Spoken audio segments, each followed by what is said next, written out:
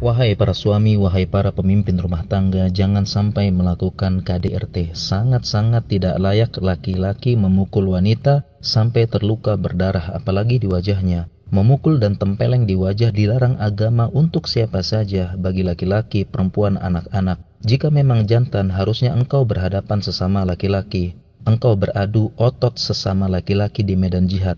Tetapi engkau berhadapan dengan wanita yang disifati dalam hadis sebagai kaca yang mudah pecah.